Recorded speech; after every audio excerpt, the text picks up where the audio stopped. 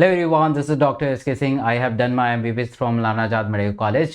आज मैं आपको 45 डेज का कंप्लीट स्ट्रैटेजी बताने वाला हूँ। 45 डेज अगर आप बेहतर तरीके से पढ़ लेंगे तो आपको निश्चित ही सफलता मिलेगी।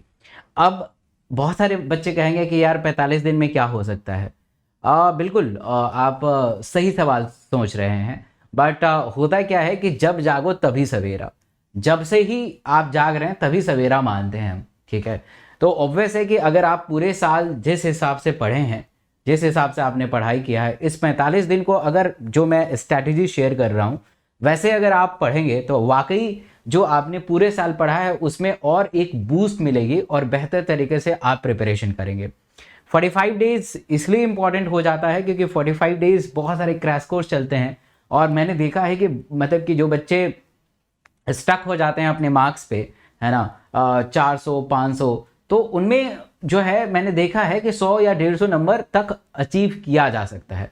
तो ये जो वीडियो है 650 टारगेट हम करेंगे। अगर आपके 400 नंबर आ रहे हैं, 450 आ रहे हैं, 500 आ रहे हैं, तो उसमें कैसे, है ना, 100-200 नंबर का इजाफा किया जाए, ऐसा क्या टेक्निक यूज़ किया जाए जिससे हम 100 या 150 नंबर का इजाफा करें अपने इस 45 दिन में और एक मेडिकल कॉलेज, एक गवर्नमेंट मेडिकल कॉलेज सुनिश्चित कर लें।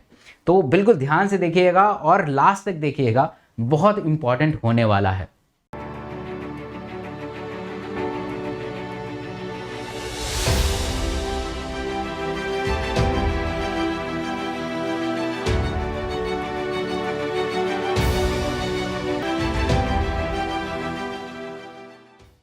तो 45 डेज में क्या क्या प्लान आउट होना चाहिए, 5 इंपॉर्टेंट तरीका है जिससे आप अपने को इंप्रूव कर सकते हैं। The first one is called rapid revision of physics chemistry bio. जो फिजिक्स केमिस्ट्री बायो हो उसको रैपिड तरीके से रिवीजन करना बहुत जरूरी है। जब तक आप बहुत जल्दी जल्दी रिवीजन नहीं करेंगे, आप मतलब कि एमसीक्यू सॉल्व नहीं करेंगे। देखिए क्या होता है कि एक कॉन्फिडेंस तब बिल्ड होता है जब आपने अपने कोर्स को मल्टीपल टाइम्स खत्म किया है ना। इसके बारे में और बहुत डिटेल करेंगे। Set biological clock. आप 45 दिन में अपने आप को सेट करिए, अपने आप को उस काबिल बनाइए कि मैं 2 से 5 जब मैं एग्जाम दूं, है ना, थोड़ा सा आवर्स इंक्रीज हुआ है तो उसमें मैं बहुत अच्छा करूं, है ना। मेरा मतलब उस समय मुझे लेथार्जी महसूस ना पड़े, उस समय मुझे आलस ना आए, मेरा दिमाग बहुत ज़्यादा काम करे। Alternate plan for the mock test. Alternate date में आपको मॉक टेस्ट प्लान करना चाहिए। हर दिन मॉक टेस्ट प्लान मत कीजिए, अल्टरनेट डे, ताकि एक जो दिन मिले उसमें आप क्या करिए कि उसमें आप उसको प्रॉपर तरीके से एनालाइज करिए। एंड मैंडेटरी है कि 15 साल के PYQ करना ही करना है, चाहे वो फिजिक्स है, केमिस्ट्री है, बायो है। इससे आपको इंपॉर्टेंट टॉपिक का एहसास होगा, इंपॉर्टेंट फिजिक्स में इंपॉर्टेंट फार्मूला का एहसास होगा, है ना, केमिस्ट्री में, फिजिकल केमिस्ट्री में इंपॉर्टेंट फार्मूला का एहसास होगा, ऑर्गेनिक केमिस्ट्री में इंपॉर्टेंट नीम रिएक्शन का एहसास होगा। And last but not least, prepare checklist. इसके बारे में हम आगे डिस्कस करेंगे। तो आइए समझते हैं बारी बारी से। The first is called rapid revision.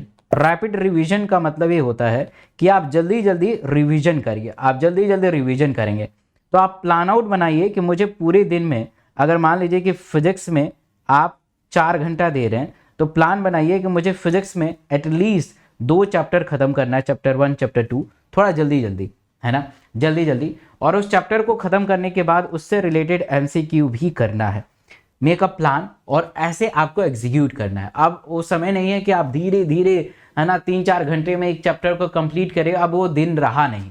तो अगर आपको बहुत ही एक्सेलेंस प्राप्त करनी है, अगर आप चाहते हैं कि आपके मार्क्स में 100-200 नंबर का इजाफा हो, तो आपके रिवीजन का रेट जो है फास्ट होना चाहिए। सेम केमिस्ट्री में भी ये अप्लाई करना है। अगर आपने 4 घंटा प्लान बनाया है तो इस 4 घंटे में एटलीस्ट 3 चैप्टर को निपटा सकते हैं और उससे रिलेटेड MCQ करना है। और सेम बायोलॉजी में। अब बायोलॉजी में क्या है कि आपको खुद से कुछ नहीं करना है।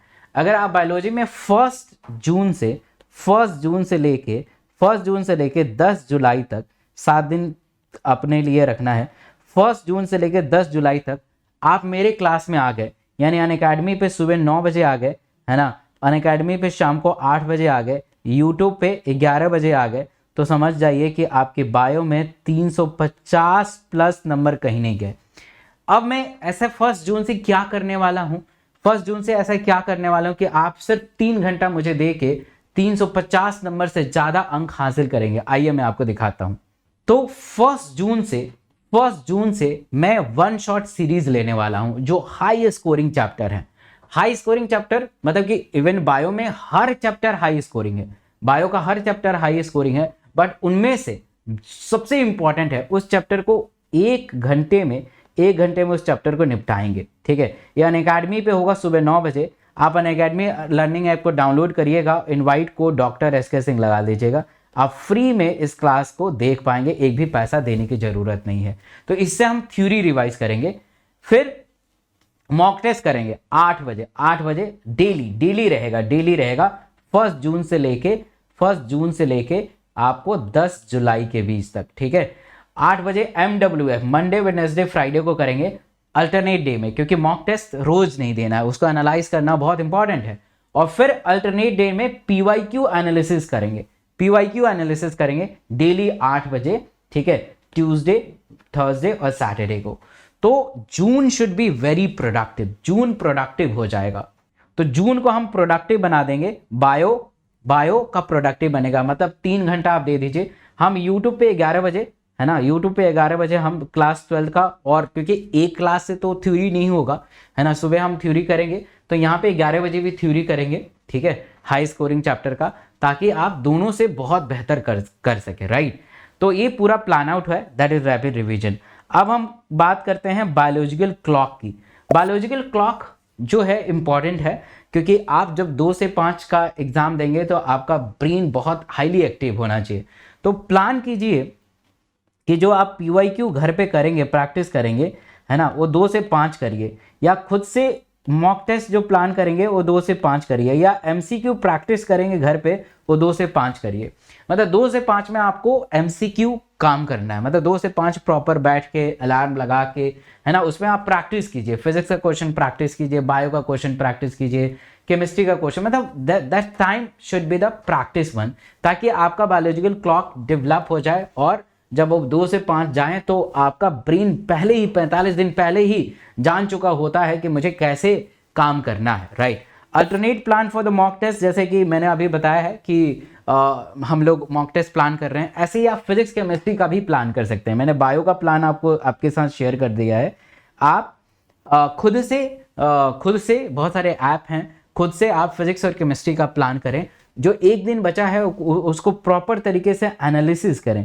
जब तक आप एनालिसिस नहीं करेंगे, चीज़ों को समझेंगे नहीं कि वो क्वेश्चन क्यों गलत हुआ, उसके पीछे कौन सा कंसेप्ट है, क्या लॉजिक है ना, उसका प्रॉपर थ्योरी को रिवाइज करिए, तभी जाके आप बेहतर कर पाएंगे।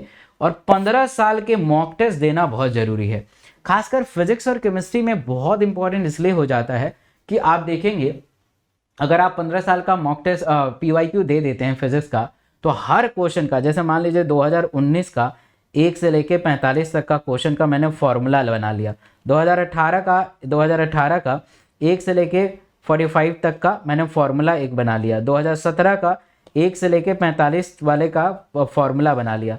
तो आप देखेंगे कि बार बार वही फॉर्मूला यूज किया जा रहा है, नंबर बदल जा रहा है ना, जो उसका नंबर बदल जा रहा है, बट फॉर्मूला वही यूज हो रहा है, कंसेप्ट वही यूज हो रहा है। तो जो आप 2022 देने जाएंगे तो ये जो फॉर्मूला शीट आप बनाएंगे 15 साल का, वो बहुत ज़्यादा इफेक्टिव होगा। सेम फिजिकल केमिस्ट्री में भी, बायो में भी मतलब बायो में हमेशा नए क्वेश्चन आते हैं, बट स्टिल आपको ये पता चल जाएगा इंपॉर्टेंट चैप्टर क्या है, इंपॉर्टेंट कंसेप्ट क्या है। And yes, prepare checklist.